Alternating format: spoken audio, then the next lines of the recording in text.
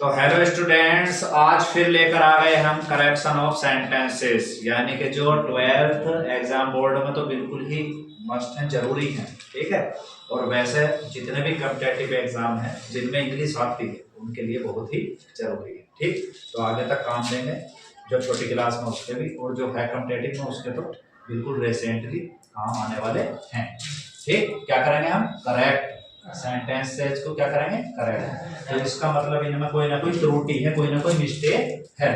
ठीक, चलो पहला है he is an university student. इसमें यू के आगे जो क्या आया है? एन आया है, लेकिन मैं यू को क्या बोल रहा हूँ? यू क्या बोल रहा हूँ?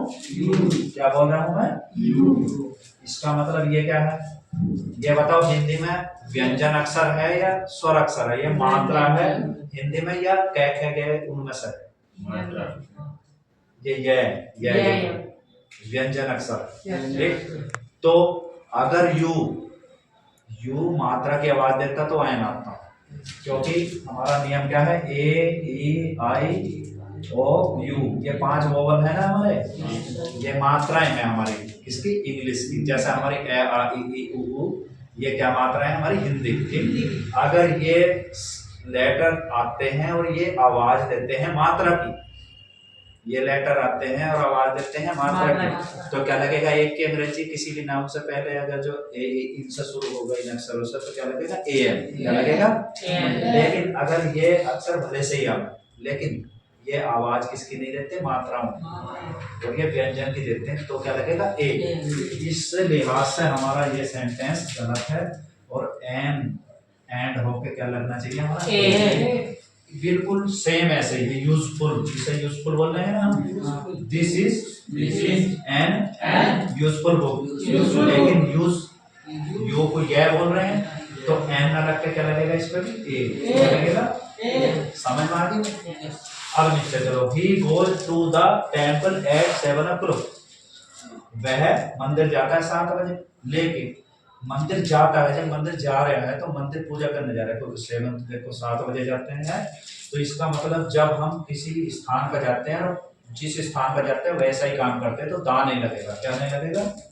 तो इसे कट कर देंगे बस। अब ये सही हो गया, इसे केवल कट कर देंगे। ठीक, यानी कि ये नहीं लगाएंगे हम, करेक्शन हो जाएगा हमारा। तो करेक्शन हमका क्या हो गया? He goes to temple at 7 o'clock हो गया।